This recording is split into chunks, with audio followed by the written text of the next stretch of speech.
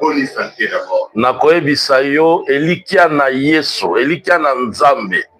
Ah, solution yaka toujours. To fixer regard na biso nekoloso.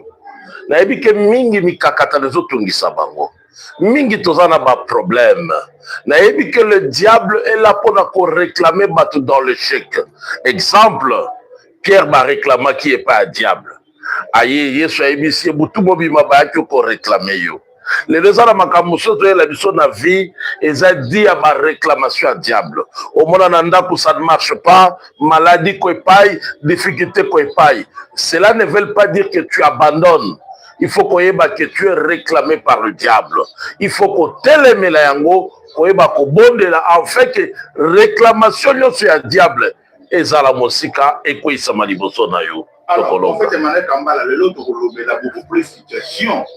À niveau de le pays démocratique du Congo, ce qui se passe à niveau au plateau et surtout panique qui s'est créée sur l'information à niveau de la ville de Uvira.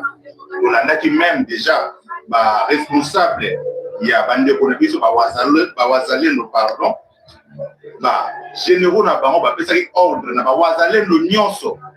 Au bazar la ville de Uvira, pas quitter ville de Uvira, pas qu'il y ait un front. Pour n'avoir pas considéré qu'il est tout présent à front, ça ne sert à rien. Wazalé nous base dans la ville de Uvira. C'est là qu'il y a l'aide, Wazalé nous dit que dans la front. Mais c'est l'autre information aussi.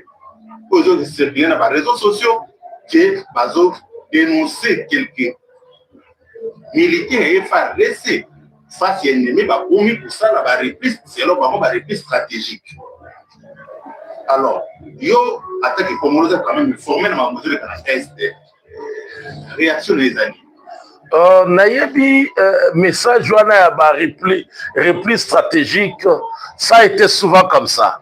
Mais n'oubliez pas aussi que l'ennemi utilise les réseaux sociaux pour faire fatiguer kolembisa bande kona biso ba Congolais.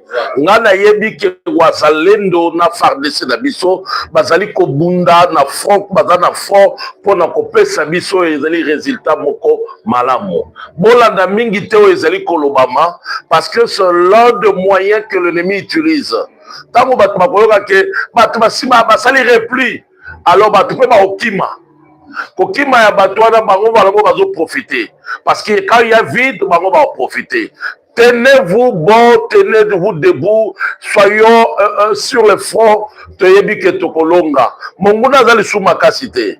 Monguna za asi a tondi samina ba charge belé o ezali likolo na ye o ezako sala ke azako bunda na ba conscience de tranquillité et Tokolonga ye. Voilà, le prophète Emmanuel Kambala, na niveau ya front, déjà, tout le monde qui me connaît qui est faire des ça qui a avancé ma classe, il va porter qui na niveau ya minembo. Objectif est là qui va récupérer minembo. De la même façon que tout le monde qui na niveau ya Rubaya et faire des ça pour qui na position pour Rubaya. Mais par quel miracle nous avons vu comment l'ennemi a changé situation sur le terrain et faire des ça s'est retiré encore à poussière faire des musiques. Est-ce que nous avons encore des ennemis? Oh, on ne peut pas dire que Bazate, ils ont fait plus des années. Vous voyez que na cabinet à Mobutu, Tozalaka na Bisengemane, est une personnalité qui a amené beaucoup de Rwandais aussi na Katia Sol congolaise. Bisengemane. Oui. Bisengemana était quelqu'un qui a apporté beaucoup de Rwandais Nakati parce qu'il a imposé aussi notre autorité Yakala. Pour na Ozwabo Konzi et Sengeli na yo Oba la deuxième femme rwandaise pas na famille na ye. Aya ndeko ye. Et beaucoup de nos autorités de l'époque, Tosaki, Balaki, deuxième femme bayaki na bandeko na bango bazaki ko soit disant mibali na bango babotisa bango. Donc l'infiltration est eloko ya kala. Et lelo boko loba infiltration te pona nini. Tant que nous avons cinquantaine de généraux arrêtés pour la trahison. Ah oui. Depuis Félix Tshisekedi a pouvoir. Depuis Félix Tshisekedi a pouvoir. Il y a au moins cinquantaine de généraux baza aux arrêts pour la trahison. Et bongo boni bokozwa et trahison te. Yango l'histoire de trahison et koki ko longwa mbala moko te na monoko ba congolais. Infiltration ko longwa mbala moko te. Déjà un travail oyo eza molai. Oyo eza ko senga ba congolais penza to se mettre ensemble to sala ratissage ya bato oyo bazali ko trahir Congo. Yango okomona que bazalaki balongi après basali repli. Repli wana nyonso pourquoi? Parce qu'il y a eu trahison quelque part. Repli wana pourquoi? Parce qu'il y a eu quelque part eloko bakangaki mutu moko afungoli yango. Donc yango nous demandons le patriotisme ezala vraiment au front, ezala au cœur des Congolais pour que cette guerre finisse. L'ennemi n'est pas si fort. L'ennemi n'est pas si fort. Mais on profite de la stratégie moko moké. Corruption, kopé sambongo, les lots comme on a armé, bisoto yebaka na tango na kala. Soda zaka ko tchacho côté. De yebaka na tango na kala. Soda la taka bijouté. C'est comme un médecin. Mais les lots au na bango, médecin là ti bijou, et soldat là ti bijou. Ala ti ngo pa kene na ngo wapi. Parce que hier soldat zaka butu ya fort. Ce qui bitumeye c'est quoi autres or na ye. Ozomona un peu. Mais biloko wana nyonso c'est eyekoya na moment ya afdel. Eyekoya na moment ya brassage na mixage.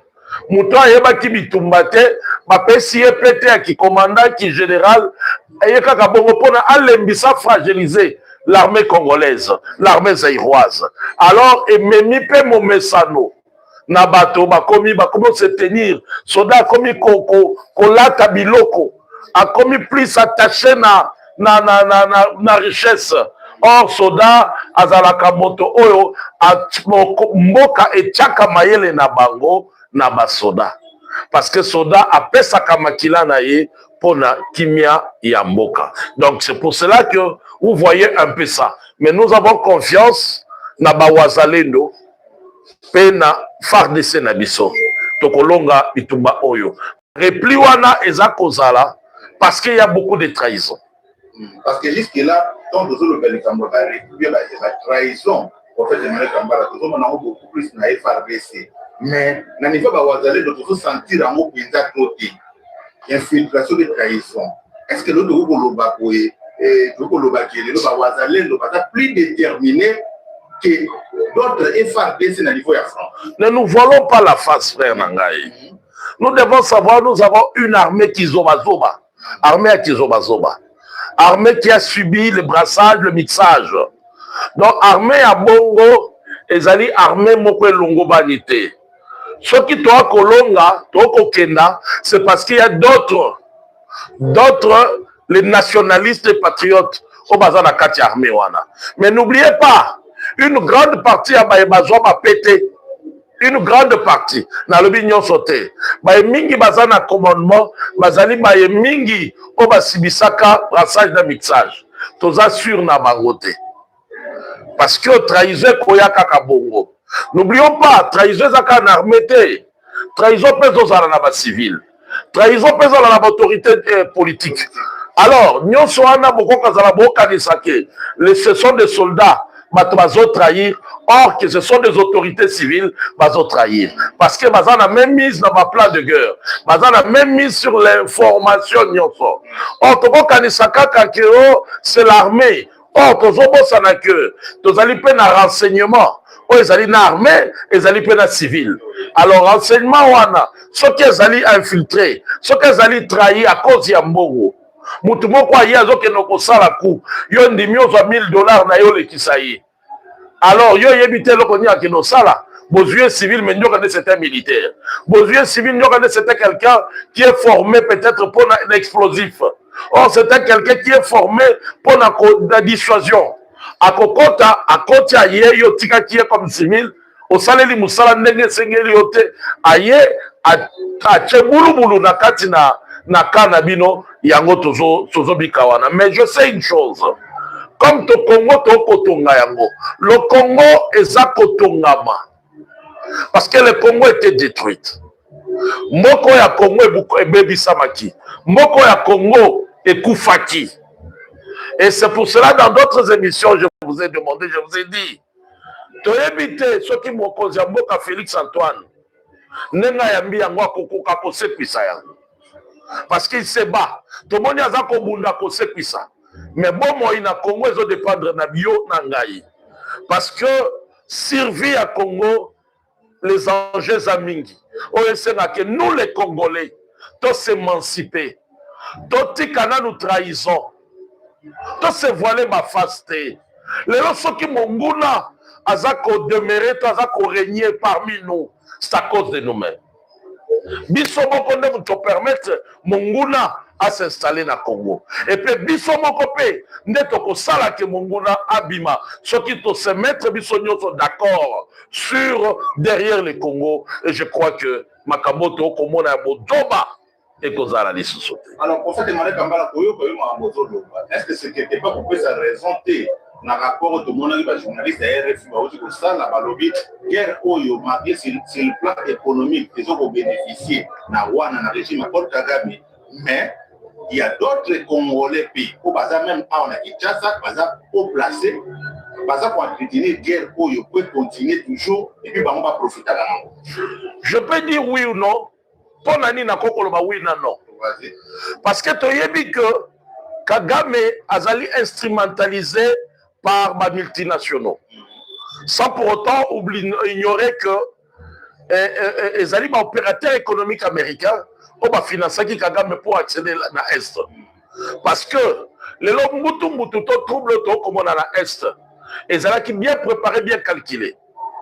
À l'époque de Premier ministre Papa Kengo Wadondo, tant que de connaître ma problème, à Monaka, qu'il ne faut pas qu'on côte ça. Rwandais au Bazoya, au Bahakima Bitumba. Parce qu'ils avaient amené de banques et de l'armée. Ils étaient bien armés. Alors, ceux qui m'ont dit qu'ils m'ont dit et qu'on a instabilité totale pour la zone où. Or, c'était le plan. Il y a des Américains, na Kagame. Alors, tant que m'a imposé qui na Mobutu a fungo la couloir humanitaire pour na ba Rwandais ba kota. Mais après kokota na bango, quel était le travail de la MONUSCO? C'est ça le problème. Parce que tant qu'on bateau comme des réfugiés, c'est comme une responsabilité des Nations Unies. Malgré que Mobino moque en question, mais la sécurité, l'ordre, il y a place pour ne pas que va fragiliser politique ya mboka wana et cause la sécurité na cause la MONUSCO. Et MONUSCO a salaka nini pour na ba réfugiés wana. Et lelo et comment zone moko ya trouble parce que le conflit c'est le Rwanda. Parce que le Rwanda se retrouve au Congo na ba oyaye na ba désordre na lelo to komi koyoka Kagame ko réclamer terre. Donc c'est par là je dirais que oui ou non. Parce que les décideurs c'est l'opinion internationale. Mais maintenant, il y a aussi les Congolais qui tuent des ficelles. On va profiter de la guerre. On a cité comme exemple, Papa Mosso Alobaka na conférence nationale, et plutôt dans le Parlement, dans l'Assemblée nationale, Alobaki a une Assemblée nationale, que bon quitter ma groupe armés. Ba misusu bazana biso awa na butu bazali kuna na ba front. Tout le monde a fait des députés, bazako bunda, bazako lobake ministre na ekota ke padangai, ou bazako lobake ministre na yake padangai. Entre bazako wele la des carrés. Donc on ne peut pas refuser. Nous tozangi bambuma mabete kati na Congo. Bambuma mabe bazali pe. Mais total la trahison za mabe. Parce que les Congolais sont capables, il y a 1 million à lui. Lui, il bénéficie avec lui et sa femme. Ça ne va pas aider toute sa famille. Mais il préfère, au lieu que bateau lui préfère 1 million. Donc ça demande une conscientisation congolaise. Ça demande un patriotisme. Le civisme est congolais. C'est pour cela que je peux dire oui ou non. Mais plus de responsabilités, tu sais bien que les Africains ne font pas des armes. Alors, en fait, ce sont des Blancs qui font des armes. Ce sont des Blancs qui font des armes. Et tu sais bien que la guerre, sans la main de l'opinion internationale, est incapable. Donc je peux dire oui ou non. Mais le grand donateur, le grand, celui qui pèse plus, c'est l'opinion internationale. Alors,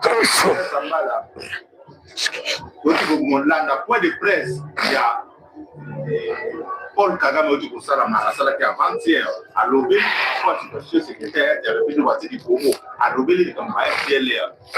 Malgré l'effort au République du Moitié et tout ça, pour résoudre le problème FDLR, c'est le Paul Kagame à l'OB, jamais pas pour trouver solution à la FDLR sans la participation de l'armée rwandaise pour résoudre le problème de FDLR.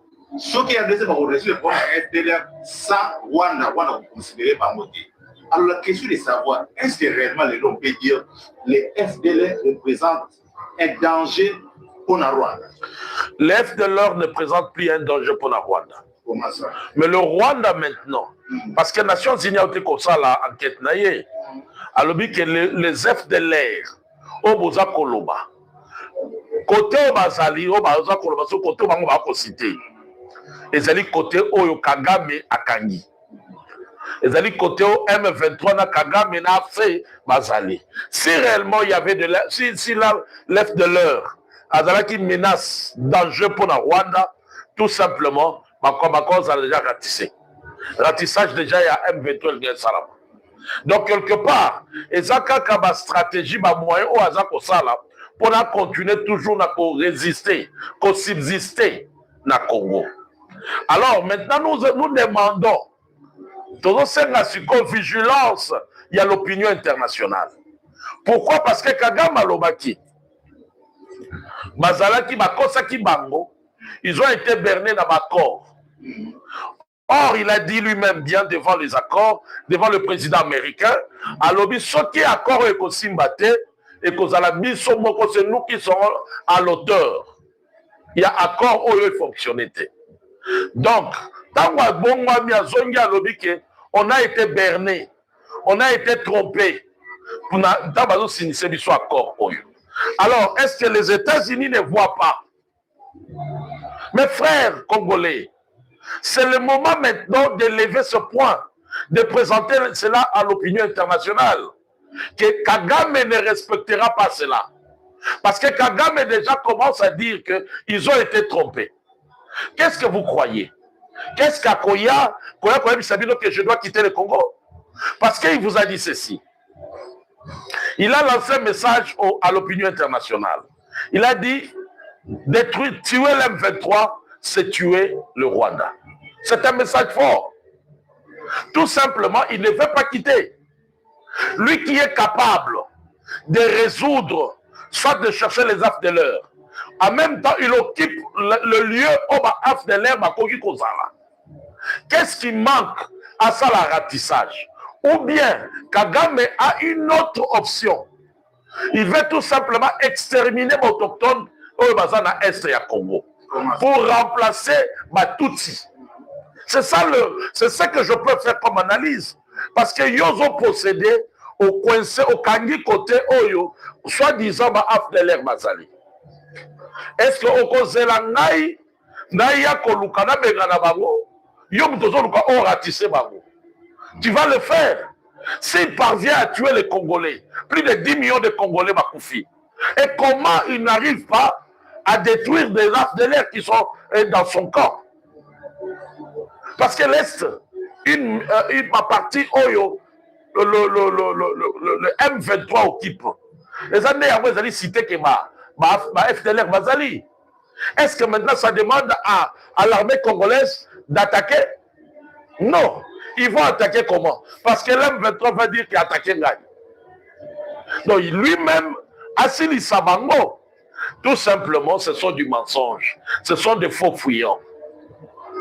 Kagame ne veut pas quitter le Congo. Naloba likamboyo na ba émission ebele soki totali ba émission o tozali même na Lodia ainsi de suite na loba likambo oyo Kagame de lui-même il ne voudra jamais quitter le Congo. Kagame injurie le président américain. Kagame joue avec le nord des Américains. Il prend des Américains des idiots. Excusez-moi les termes. Kagame a sakana na Américain. Alingala qui na Américain que boza puissance té. Or les Américains s'ils vont laisser Kagame continuer à résister, à exister à l'est du Congo. Tout le monde a entendu que les États-Unis avaient statué sur la conflit de l'Est, sur la guerre de l'Est. Les États-Unis, superpuissance, à l'Obaki, que Kagame doit quitter le Congo. Et plus que Kagame ne quitte pas, yeba yango que mutakolata au pauvre et kozala Rwanda et aux États-Unis. Parce que nous les Congolais, on a crié, on a chanté, on a dit Alléluia. Parce qu'on savait que le Tout-Puissant est à côté de l'Ikaboy. Mais maintenant, si le Tout-Puissant n'arrive pas à réagir, on se dira quoi? On est trahi? On se dira que le Tout-Puissant est complice. On se dirait que le Tout-Puissant, c'est celui qui alimente Kagame. D'ailleurs, attaque la coopération. Donc, quelque part, mes frères congolais, youtubeurs, réseaux sociaux, tiktokers, c'est le moment de faire montrer aux Américains qu'il portera toute sa vie. C'est au pauvre que c'est lui qui tue les Congolais. Parce que tu as signé ma corde de vailler. Parce qu'on s'est dit, moi, na mon question, Mukolo Mutakotaka a tranché problème. Mukolo, c'est qui? C'est les États-Unis. Tu as vu que la colonisation ya mboka na biso, États-Unis pas allé. Et tu as vu que l'accord, on a signé devant les États-Unis d'Amérique. Et les États-Unis d'Amérique nous a donné sa parole. Et puis après, si une injonction n'a y. Et tant que Kagame ne réagit pas, ne vous taisez pas. C'est le moment de montrer aux Américains que ce sont les pauvres Bukolata. Liwaya ba Congolais et Kolata Bino. Parce que Bino Bolobi Bozali super puissance. Comment Kagame, il n'arrive pas à respecter. Comment Kagame, il n'arrive pas à craindre la parole des États-Unis d'Amérique. C'est que c'est les États-Unis d'Amérique qui tuent les Congolais. Donc, le bande konanga bazana YouTubeur, bazana YouTube, bande konanga bazana saka réseau nyonso. Le message est clair. C'est les États-Unis qui tuent les Congolais. Parce que yaza Mukolo. Mukolo amoni ke baleki bazako potana. Bazako bunda. Alobi boya na fadi sabino ou soit leki moko asengi concours na ye. Alobi yaka kata likambo oyo. Ye abimi comme étant médiateur. Akati likambo oyo. Alobi yo bima na mboka mabela moninga. Yo pe respecter côté na yo. Sikoyo leki moko azako boya. Azako santete. États-Unis azako loba yaya azako loba. Leki wana azako continuer kaka ko contredire le parole des États-Unis, la décision des États-Unis. On se dira quoi quand les États-Unis ne fait rien? Nous les Congolais, on se dira, c'est que c'est la complicité de l'Amérique. C'est l'Amérique qui veut qu'on nous tue. C'est l'Amérique qui veut que le Bantou, les Congolais soient exterminés. Alors, Ndekonanga Congolais, ceux qui t'ont mis un message yango bongo, n'a kosenga États-Unis à agir, peut-être ça apportera quelque chose. La diplomatie qui est soutenue par le peuple derrière, diplomatie wana ezalaka forte. Voilà, bandeko na nabiso tozoko avancer toujours dans le cadre ya émission nabiso pour mon pays place que de solaka. Masolo etali politique ya mboka nabiso République démocratique du Congo. En fait, Emmanuel Kambala, toujours dans le cadre conférence de presse, il y a Paul Kagame, le membre belé. C'est tout le régime, il y a Félix Tshisekedi. À l'objet, régime, il y a président Félix Tshisekedi déjà, dans la sortie médiatique, il y a président Félix Tshisekedi dans l'accès qui positionne que contre le régime, il y a Paul Kagame, il faut aider Rwanda à se débarrasser de Paul Kagame pour aller à ce moment où il y a danger. On a coupé sa confiance dans Félix Tshisekedi, on a résoudre le problème de l'Est et Congo, qui n'était pas des danger pour le régime. Est-ce que Paul Kagame a beaucoup dans le Congo? Est-ce que le Congo a besoin de Paul Kagame? Non. Mais oui, parlons maintenant. Le Rwanda a besoin de quelqu'un pour délivrer Bango. Parce que quelqu'un qui cherche le ranking racial, le ranking interplanétaire, est-ce qu'à cause de la malade pour la boucle? Parce que Paul Kagame est contre le panafrique. Ce n'est pas un président panafricain. Est-ce que Paul Kagame est pour l'unité africaine? Non. Les lots des Congolais, est-ce que Bakota la Rwandais Moussoussounami Sounyo Yakimia? Vous comprenez? Donc cela veut dire que ça demandera de psychiatres, ça demandera de désinfecter, de désintoxiquer les Congolais, parce que le message de Kagame est toxique. Les lots Rwanda comme toxique et pas les Congolais. Parce qu'il y a des millions de Congolais qui sont morts. Est-ce que qui sera d'accord, qui sera content de dire que cet homme il produit la paix? Vous ne voyez pas. Même Maromo comme Rwandais. Rwandais, vous avez combien? Surtout le total, tout ce que vous pouvez produire, moi, je suis en Congo. Parce que tout ce que vous produisez, ça vient à l'Est. C'est l'Est du Congo qui achète ça. Les lots sont pour maintenir, pour maintenir conflit. Est-ce que Rwanda a côté? Tout ce que nous produisons, ça va vers le Rwanda. Nous sommes nombreux. Mais le Rwanda. Donc, quelque part, vous ne voyez pas que Kagame, c'est un homme de conflit. C'est comme un Hitler.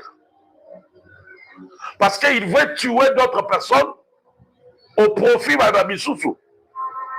Et de deux, est-ce que la richesse que Kagame a Zanango, est-ce que c'est un Rwanda? Et c'est individuel. Alors une telle personne, vous ne voyez pas qu'il faut aider nos frères rwandais? Parce qu'à ça qu'on crée trouble, à qu'on crée que Binoma Rwanda, vous allez soit accepter dans ma mot comme vous. Les autres, c'est le message. Est-ce que Burundi acceptera ma Rwandais facilement? Non. Tout le monde va réfugier, Ouganda, tout le monde est en Lissousou. Tout le monde est Tanzanie, va réfugier rwandais. Tout simplement pourquoi? Parce qu'ils savent que nos bangos sont qui va exterminer les autochtones. C'est le message qu'ils ont véhiculé par Paul Kagame. Le Félix avait raison, notre président avait raison de faire cette diagnostic. Alors, ce qu'on bisoba congolais, il y a un moment où il faut tout droit. Tout droit. Et il faut tout gagner. C'est le troisième mandat. Oui. Tant que Paul Kagame continuera, pourquoi Paul Kagame depuis ton fan na mboka oyo? Boyoka muto lelisa Paul Kagame. Paul Kagame dit quoi? Il a peur, il n'a pas confiance à Tshisekedi. Pourquoi? Parce que Tshisekedi a contredire. Dans la table diplomatique, il a contredire. Le Kagame ne se sent plus à l'aise. Le Kagame souffre. Il y a d'autres portes qui sont fermées. Alors vous pensez que à cause de la présence pour Tshisekedi, il l'a dit clairement. Parce que Tshisekedi a bloqué les portes. Et vous croyez maintenant, on ne sait pas qui va venir. Est-ce qu'il y a l'obédience? Laurent Désiré Kabila, quand il est parti, nous avons reçu Joseph Kabila. Est-ce que Joseph Kabila alandaki lokolo ya Laurent Désiré Kabila. Non. C'est des personnes différentes. Laurent Désiré ayeli biso to défité to zui pondu to zui kolona lelo to na service national to défaté mais bazele zaki otongama. Donc quelque part ce qui to landaki lokolo ya Laurent Désiré Kabila, cela veut dire to lingaki to s'émanciper lokola la Chine. Mais loko ezanga ka Laurent Désiré Kabila ezali diplomatie. Parce qu'il s'est embrouillé avec les Américains et de Belges. Mais tant que Kabila, le fils Aïe, il a pris notre orientation. Il a respecté qu'on fait trôner Kagame na Congo. Nous en subissons aujourd'hui. Nous payons le prix. Et Totikala Koyokate Kagame Azolela. Totikala Koyokate. Une seule personne. Oh, il y a l'élite Sélibiso Kagame, c'est Félix Antoine Tshisekedi Tshilombo. Alors, les remplacer maintenant à qui? On ne refuse pas, on ne dit pas qu'au Congo, il n'y a pas des hommes. Non. Mais Tokoki Peko permettre Yango, comme les États-Unis permettent l'autre président, l'autre président là. Pour la mission Moko. Parce que la seule personne qui a contredit Kagame, c'est Félix Antoine Tshisekedi Tshilombo. Parce que Azako insistait, il a une confiance que quand Félix ne sera pas là, il va récupérer, il va reprendre toute son autorité. Il y a quelque part ma Congolais. Ce n'est pas cause de la fanatique. Et ça, la réalité, et ça, les enjeux. Parce qu'au moins, tout le monde est garçon à Bagnolela. Tout le monde est tatou à Zakolila. Donc, déjà, Zokangaye, ma porte. Donc, ce qui te tient, quoi, l'issoussou, c'est qu'à Kolongwa, na Congo. Alors, pour demander Gambala, nous avons une polémique, nous avons une solo parce que l'émission, nous pour préciser, par rapport, il y a une polémique, il y a une Nyamouleng, il y a une réaction à il y a Moïse Narugabo, il y a Kamba. Mais tout le monde réaction à Nyamouleng, il va réagir. Balobi, Nyamouleng, pour la part de Nyamouleng, ça va Congolais, le peuple congolais, ça va Congolais d'origine, des Baloba Congolais, des Congolais, des Bayaka Congolais, par mot, ça va Congolais, des Mogona Bakinos. Quand ça la Congolais, Toboïté. Mais les problèmes, c'est lorsque vous réclamez des terres. Est-ce que Naï n'a connu qu'au boto là? Français, Congolais française. Oh, une nationalité française. N'a pas boto la bango nationalité? N'a pas boto la bango terre? Parce que ce sont des Français. Ils vont se retrouver dans le sol français comme étant français de nationalité. Mais d'origine, il vient de quelque part. Également, d'abord, le nom Banyamulenge n'existe pas. Les Banyamulenge n'existent pas. C'est un nom fabriqué. Vers les années 74, vers les années 80. Le Komouaneye. À l'époque, vous étiez appelé les Banyarwanda. Et si réellement, parce que, tozo comme kako éclaircir, ngai na primeri bango nationalité, na lebi bako zala ba Congolais. Mais pas si tout maison comme à Wapi. Parce que tant que vous avez landé la makabubutu et d'autres sengatinate, il fallait que vous ayez une nationalité. Mais tant que vous avez landé là, nous sommes d'origine de telle terre. C'est là où ça devient un problème. Bakolo mabele wana. Bazoro batete. Mabele na biso to sena ngote. Mabele na biso to botama na butwana te. Or, nationalité congolaise, nous avons des Congolais, nous avons des Chinois congolais. Nous avons des Libanais congolais. Oh nani, moi, non, nani. Abel Achou. C'est un Congolais. Est-ce que Azana Bozui n'a Congo? C'est là où il y a le problème. C'est quand Bande Konangai ou Ana d'origine rwandaise, baza ko commettre erreur. Moi, je dis que moi, je suis Congolais. Il y a nini, tous les Congolais dans l'Est. Un point bas. C'est comme les autres dans les Sénégalais. Les Sénégalais, ils sont Congolais. Les Sénégalais, ils sont là depuis 1950. Ils utilisent la forme minière dans Mazali. Mais on rencontre à Bango, on réclame un problème à ma belle. On réclame la nationalité. Mais ils sont peut-être dans les États-Unis. C'est comme Naebi Ndekonangai Nanou Gonda. C'est un Américain, une Américaine, mais d'origine congolaise. Vous comprenez? Bazali est belé. Problème est que moi konkoso na bandeko wana tango bazako koma problème ya terre. Ne sike zako ça la problème. Même quand ils étaient venus, est-ce qu'ils avaient des terres? Non. Parce que kozwa terre na mboka ezalaka chef coutumier. Soit appelé sur terre, alobi, bon, bino bo fan de sika oyo. Donc, cela veut dire, ça m'a belé na bino te ya pesi bino, bo fan de sika ko fan. Mokolo bate ke ngai, na komi, na créé ma belé na ngai, neti na France, na lobi o Dibaya, o Ndemba, na France. Bo pesa biso ma belé moko, na France, bien na île de France, bo ben na Ndemba. Et vous êtes bizarre. Les Français ne seront pas d'accord. Nous, octroyer nos nationalités. Donc, vous savez, nous sommes abélés. Or, c'est la nationalité autres en besoin. C'est là où il y a confusion, conflit aux Alawana. Or, tant que je retourne à Congolais français, aux Ayawat français.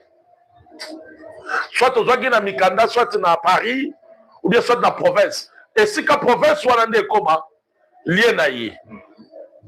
C'est ce qu'il fallait, c'est ce qui s'est fait. Tu es d'où? Je suis congolais, d'où? De bas Congo. Pourquoi? Parce que n'a s'identifié à bas Congo. Et sous qui? C'est ça na bazombo awa. Yo sûrement na bazombo ba créer terre na bango ya bazombo. Et ça la kate. Mais ce sont des Congolais. Il y a les autres qui sont venus avant, bah, changer la nationalité, ma botamiawa. Ayebi ne Rwanda, ayebi Angola te. Je suis congolais, je suis obtenu la nationalité congolaise. Ayebi c'est la Zabu Congo. Le problème c'est le bas Congo. Quand de la midi à 14h, hein, te. Azamutwaba, bas Congo. Ce qui m'a commis koluka ko sala mabeli. C'est là où viendra des problèmes. Les gens bazombo bazaki mingi na Kimbatseki. Bazombo bele bazala Kimbatseki. Mais il faut qu'on ait pas battre le mabalo bano. Les gens toboti mabele moko awa parce que toyaka wakala Kimbatseki est comme province ya bazombo. Ils peuvent pas le faire. Problème est que toboyi bango. Problème est zalinde. Ya bango tango bazolinga ba falsifier histoire parce que na kati ya histoire na ba etini congolaise eza na etini moko te banyamulenge mais toza na ba congolais ebele toza na ba congolais sénégalais toza na ba congolais brazzavillois toza na ba congolais rwandais dozo comprendre toboyi yango te. Toza na ba Congolais angolais, toza na ba Congolais français, toza na ba Congolais belges, toza na ba... Non, c'est comme ça. Parce que dans l'histoire, dans le répertorial, il y a ba ethnie congolaise, ezalité. ezali kombo moko fabriqué papa ya Gisaro. Papa ya Gisaro oyo, pas ministre. Est-ce que na fingi mutute? Na lobi kaka. Est-ce que ça vérité? Est-ce que na memi bino na pesi bino référence? Papa ya Gisaro mutu a créé kombo Banya Mulenge. À l'époque de Bisengemane, il a demandé la nationalité pour le peuple, pour le Banya Rwanda. Si réellement ils étaient des Congolais, pourquoi il a demandé la nationalité collective? C'est là où il y a aussi, c'est ça des questions. Est-ce qu'il n'y en avait pas de Banaboucha à l'intérieur au Congo? Est-ce que Banaboucha Bazala quitté? Est-ce qu'il n'y avait pas de peuple nilotique? Oh, Babisou Bazaki dans Congo, Bazalaki. Mais pourquoi Bisengemane a demandé une nationalité collective au Ezalaki corrigé en 81-84 par comité central? Babi, non, il faut montrer sa nationalité. Oui, ils avaient raison. Bakope sa nationalité collective. C'est là où il y a des problèmes. Ma frère Nanga Banyamulenge, nous vous acceptons comme des Congolais, mais vous n'avez pas d'éteur. Oh, Milembwe za batu. Autochtone ya Milembwe baza. Bakolo mabele wana bazali. Bino, vous devez se retrouver na kati na bango. Bolo bateke biso. Yabinote. Au moins na sens wana. Et puis makambo wana eza kolobela na kati ya dialogue. Et ça problème mon côté, ça c'est une distraction. Soto bolobi tolanda sujet oyo. C'est une distraction qu'on veut fragiliser notre diplomatie. Parce que pour le moment, tous un problème, il y a Kagame a quitté la sol congolaise. Dans la Bayeli biso, distraction. Pour Nakolobake, il y a conflit entre les Congolais et les Congolais. Il y a conflit Congolais-Congolo. Est-ce que ça est normal? Problème, il y a terre, tout de suite, on le met dans le cas là. Il y a Banyarwanda, Banyamulenge. Et ça, problème, il y a Biso Moko na Congo. Le chef de l'État a dit les Banyamulenge sont des Congolais. Bon, il y a les gens qui ont accepté, mais c'est constitutionnel. S'il y a à revoir ces problèmes, cela veut dire que nous devons revoir notre constitution. Nous devons revoir notre constitution. Et puis, le problème de la nationalité, est individuel, est collectivité. La nationalité ne se donne pas collectivement. La nationalité se donne individuellement. Parce que là, on risque d'avoir tout ce qui vient du Rwanda va s'identifier dans Banyamulenge. C'est là il y a des problèmes. Mais dans le moment où s'il vous plaît, c'est une distraction, c'est un moyen de fragiliser notre diplomatie. Parce que dans le moment où il y a réalisation, exécution, où il y a accord, il y a américain. Or, Kagame veut maintenant créer un problème entre nous, les Congolais. Les Rwandais qui sont devenus des Congolais, les Rwandais qui sont, les Nilotiques qui sont des Congolais, va susciter un trouble encore. Biso Bantou, Banani, Mututu, tout susciter trouble pour dire que, et comme un conflit, Congolais là, Congolais. Bon, on comprend des distractions. Il a utilisé des gens. Kagame a son leader politique et belé. Kagame s'est infiltré beaucoup dans l'armée Nabiso, sécurité Nabiso, administration Nabiso, na politique Nabiso. Il y a beaucoup de politiciens qui travaillent dans le billet à Kagame. Alors ne vous trompez pas, Bobo Naye, que Koloba est là comme on peut copier sa moto. Est-ce que le moment est propice pour le débat? Bino bozo luka soutien Amérique, bozo luka soutien ya Nations Unies, bozo luka soutien ya ba multinationaux, en même temps bozo boliki ba na sous conflit ya auto benga na peuple, to luka peuple. Vous ne voyez pas que c'est le moment, c'est pas le moment. Moi ça la quand même sage. Toi tirer quand même sagesse. ce n'est pas le moment. Yango wana moni Kagame alobi nini? Bolinga te boza ba Rwandais. A obligé bango baza ba Rwandais. Pour vous dire quoi? Bino sikobo s'attaquer na bango. Tout simplement, il veut émousser l'objectif. Il veut transmettre à distraire bino, à même à distraction na lit na biso. Lit na biso ezali Kagame bima na Congo. Amoni ke basi ba coincé partout.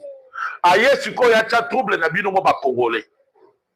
Ako ikende ako utiliser yango yebo côté, ako utiliser ba Congolais ba lia ka bongo na ye. On va t'attaquer dans Banyamulenge. Non. Le problème de Banyamulenge, s'il y a parlé, s'il y a discuté, on le discutera entre nous. C'est un problème interne. Si, quand Mobutu avait, quand le comité central a attaqué les Kamouya nationalité, est-ce qu'à c'est une opinion internationale? À c'est une opinion internationale? Basa ba bota miao bobeka ba banani ba congolais ba bota miao ba congolais. C'est ça le problème. Tozana ba vague il y a belé ba ya tozana ba vague. Non, il faut qu'il y ait clarté na dossier wana ya Banyamulenge. Mais pourtant vous devez savoir, le nom Banyamulenge n'existe pas au Congo. C'est un nom fabriqué par papa. Il y a ministre Nabiso Gisaro. Et ça, na toile pour vérifier yango, pour comprendre yango. Il y a plusieurs Congolais au bazar de nationalité Botsousou. Donc, comme Makamouya nationalité, c'est un faux débat. Makamouya nationalité, c'est un faux débat. On peut avoir des Rwandais Congolais, on peut avoir, on en a même, on en a des Burundais Congolais, on en a des Indiens Congolais, on en a de Libanais Congolais. Mazalia Webele, ma entreprise na bango, toyebi bango, tofana na bango bien. Problème à nationalité, ça ne pose pas de problème. Donc, mon frère JR. Merci beaucoup pour faire démarrer Kambala. Numéro de téléphone. Numéro de téléphone, ils allaient plus 243 8109 77 914. Plus 243 0977 914. Numéro on appelle ça na WhatsApp. On tolobi ya malamu tokumisa nzambe. On peut tolobi ya mabe toza bato. Motazanga kakubunga te. Mais na base à tolobi yango pour l'édification. Tolobi yango te poto bota trouble. Peuple congolais. Bande konangai boza ba diaspora. Bande konangai bozali na ba milieu. Et c'est comme la représentativité. Il y a les Nations Unies.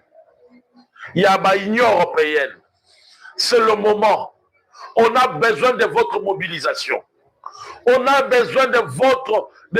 pour ça, la binobo téléma debout. Ne pensez pas que c'est fini. Non.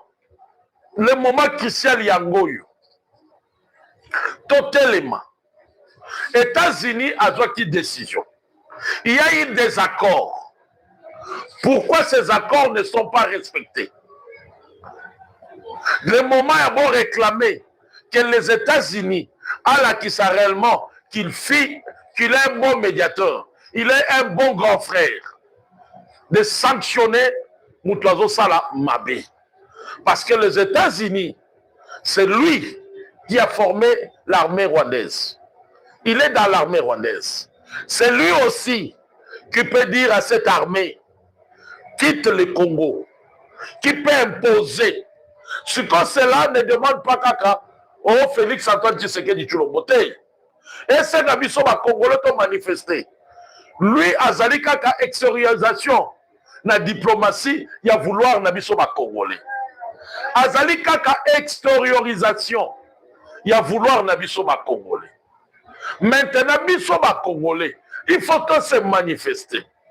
Tout tambola, tout ça la marche vers les ambassades d'Amérique, vers ma bureau à Monesco, vers ma bureau à l'Union européenne, les montrer qu'il y a une décision, il y a une résolution, que Rwanda doit quitter le Congo. Parce que vous reconnaissez que le Congo 2 300 quelques kilomètres carrés, eza ya ba Congolais, eza ya Rwanda te. Mutu oyo emboîté mabele ya moninga ezalaka déjà sanctionnable na kati ya résolution ya Nations Unies.